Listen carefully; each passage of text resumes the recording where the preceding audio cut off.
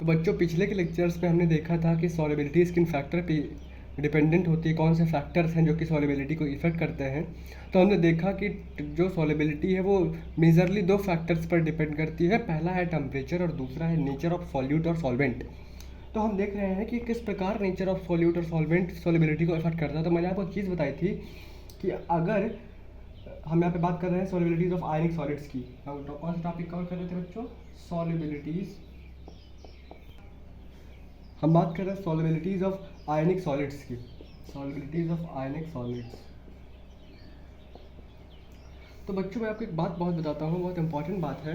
वो बात ये है बच्चों कि the smaller the value of lattice energy and more the value of heat of hydration more is the solubility of ionic compounds. क्या मतलब है इसका? जनरली सॉल्युबिलिटीज ऑफ आयनिक सॉलिड्स की अगर हम बात करें, जनरली अगर हम सॉल्युबिलिटीज ऑफ आयनिक सॉलिड्स की बात करें, तो अगर जो आयनिक सॉलिड है उसकी लैटिस एनर्जी कम है, क्या है? लैटिस एनर्जी अगर बच्चों कम है, लैटिस एनर्जी बच्चों जो है वो सॉलिड की वो कम है और हीट ऑफ हाइड्रेशन ज़्यादा है, heat of hydration is more, rate of hydration ये ज़्यादा है। क्या बच्चों, मैं फिर से रिपीट करता हूँ कि अगर उस आयनिक सॉलिड की, उस आयनिक कंपाउंड की अगर लैटिस एनर्जी कम है, लैटिस एनर्जी कम आप समझते हैं, लैटिस एनर्जी भी आप समझते हैं, केमिकल कंपाउंड, केमिकल कंपाउंड की लैटिस एनर्जी का क्या मतलब? आपने एक केमिकल बॉन्ड वाले चैप्टर में पढ़ा है, chemical bonding and molecular structure. तो उसमें आपने पढ़ा है कि lattice energy the energy positive in lattice, एक लैटिस में जो एनर्जी होती है वो लैटिस एनर्जी होती है। तो आपने पढ़ा है कि किस प्रकार सॉलिड्स के अलग अलग लैटिसेस पढ़े हैं। जो लैटिस में जो एनर्जी होती है जिसके कारण जो उसके कॉन्स्टिट्यूएंट आयंस हैं, कॉन्स्टिट्यूएंट एटम्स हैं जिससे जुड़े होते हैं, वही लैटिस एनर्जी होती है। तो लैटिस एनर्जी अगर कम है तो कॉमन सी बात है वो जल्दी ब्रेक करेगा जाके किसी भी सॉल्वेंट में। अगर लैटिस एनर्जी कम है आयनिक, अब ध्यान से सुनिए, हम सॉल्युबिलिटीज ऑफ आयनिक सॉलिड्स की बात कर रहे हैं। तो अगर किसी आयनिक सॉलिड की लैटिस एनर्जी कम हुई, अगर किसी आयनिक सॉलिड की बच्चों लैटिस एनर्जी कम हुई, तो इसका मतलब क्या है कि वो सॉल्वेंट में जाके जल्दी ब्रेक करेगा, ब्रेक अपार्ट बहुत जल्दी होगा। क्यों? क्योंकि उसकी लैटिस एनर्जी कम है। और अगर हीट ऑफ हाइड्रेशन, या आप इसको हाइड्रेशन एनर्जी बोल सकते हैं, ये ज़्यादा होगी, इस केस में क्या होगा बच्चों कि जो आपकी सॉल्युबिलिटी ऑफ आयनिक कंपाउंड्स होगा वो ज़्यादा होगा, आयनिक कंपाउंड की सॉल्युबिलिटी ज़्यादा होगी। कब ज़्यादा होगी? कंडीशन क्या है? पहली कंडीशन है कि लैटिस एनर्जी कम होनी चाहिए, यानी कॉमन सी बात है लैटिस एनर्जी जो है अगर वो कम होगी तो वो जल्दी ब्रेक करेगा सॉल्वेंट के अंदर, वो सॉल्वेंट के अंदर जाके जल्दी ब्रेक होगा अगर लैटिस एनर्जी कम होगी। और हीट ऑफ हाइड्रेशन बच्चों ज़्यादा होना चाहिए। हीट ऑफ हाइड्रेशन का क्या मतलब है? ज़रा इस सिनेरियो को समझिए कि जब आप NaCl जो कि सोडियम क्लोराइड होता है, इसको पानी में डालते हैं तो एक्चुअल में होता क्या है? जब आप सोडियम क्लोराइड को पानी में डालते हैं तो एक्चुअल में होता क्या है बच्चों? जब NaCl को पानी में आप डालते हैं तो NaCl ब्रेक करता है, NaCl एक्वस जो है ये ब्रेक कर जाता है किसमें? Na प्लस में और Cl माइनस में। तो बच्चों ये Na प्लस और Cl माइनस के बीच में ब्रेक करता है, Na प्लस और Cl माइनस में, तो इनके बीच में यहाँ पे लैटिस एनर्जी है, हमें पता है कि यहाँ पे तो लैटिस एनर्जी होगी।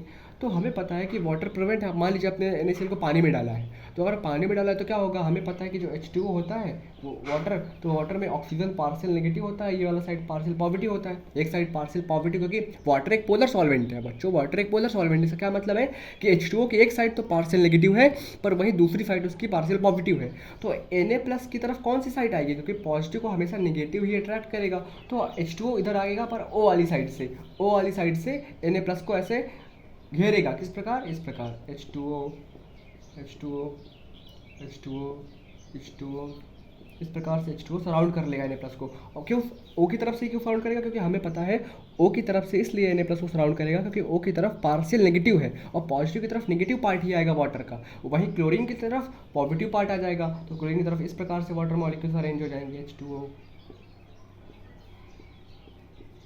तो बच्चों चूंकि ये अट्रैक्शन है यहाँ पे Na प्लस और वो पार्शियल नेगेटिव है जो कि ऑक्सीजन जो कि पार्शियल नेगेटिव साइड है, और वहीं अगर क्लोराइड के बीच में और H2O में H2 के ऊपर पार्शियल पॉजिटिव चार्ज के बीच में अट्रैक्शन देखें तो आप लोगों ने एक चीज़ पढ़ी होगी कि अट्रैक्शन में हमेशा एनर्जी रिलीज होती है बच्चों, अट्रैक्शन में हमेशा एनर्जी रिलीज होती है, energy is released, energy is released in attraction.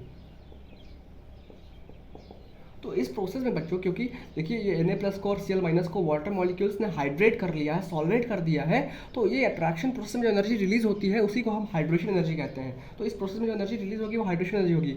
और बच्चों अगर हाइड्रेशन एनर्जी जब लैटिस एनर्जी से ज़्यादा होती है उस केस में जो आपका कंपाउंड है वो उस सॉल्वेंट में ब्रेक कर जाता है। मैं फिर से रिपीट कर रहा हूँ, बहुत इंपॉर्टेंट है बच्चों, अगर आपकी जो हाइड्रेशन एनर्जी है वो लैटिस एनर्जी से ज़्यादा हुई ये 3 केसेस बनते हैं। पहला केस ये बनता है कि लैटिस एनर्जी के बराबर हुई हाइड्रेशन एनर्जी। दूसरा केस बनता है कि लैटिस एनर्जी ज़्यादा हुई, हाइड्रेशन एनर्जी कम हुई। और तीसरा केस बनता है कि हाइड्रेशन एनर्जी ज़्यादा है और लैटिस एनर्जी कम है। तो अगर हाइड्रेशन एनर्जी ज़्यादा हुई लैटिस एनर्जी से तो Na+ और Cl- ब्रेक कर जाएंगे या अलग अलग उस सॉल्वेंट में मूव करेंगे। तो अलग अलग हो जाएंगे तो उनकी सॉल्युबिलिटी बढ़ जाएगी। कॉमन सी बात है, जब ब्रेक कर जाएंगे आयंस में तो उसकी सॉल्युबिलिटी बढ़ गई।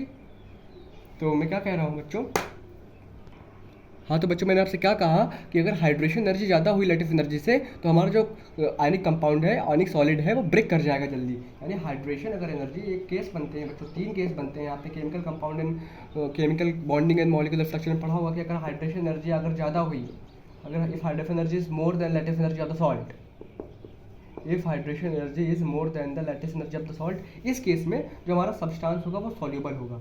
इस केस में जो हमारा सब्सटेंस होगा वो सॉल्यूबल होगा, यानी उसकी सॉल्युबिलिटी ज़्यादा होगी बच्चों। तो वही बात यहाँ पे लिखी है, अगर लैटिस एनर्जी कम हुई और हीट ऑफ हाइड्रेशन या हाइड्रेशन एनर्जी ज़्यादा हुई, इस केस में सॉल्युबिलिटी ऑफ आयनिक सॉलिड्स भी ज़्यादा होगी। मैं फिर से रिपीट करता हूँ, अगर सॉल्ट की या आयनिक सॉलिड की लैटिस एनर्जी कम हुई बच्चों और हीट ऑफ हाइड्रेशन या हाइड्रेशन एनर्जी ज़्यादा हुई, उस केस में आयनिक सॉलिड आपका ब्रेक कर जाता है, आयंस में ब्रेक कर जाएगा, क्योंकि आयनिक सॉलिड का जो कॉन्स्टिट्यूएंट पार्टिकल है वो आयन है, तो वो आयंस में ब्रेक कर जाएगा और वो सॉल्युबल हो जाएगा। सॉल्युबल हो जाएगा यानी उसकी सॉल्युबिलिटी बच्चों बढ़ जाएगी। तो मिलते हैं अगले लेक्चर में, हम और फैक्टर्स देखेंगे जो कि सॉल्युबिलिटी को इफेक्ट करते हैं। तब तक के लिए कीप लर्निंग, स्टे हैप्पी।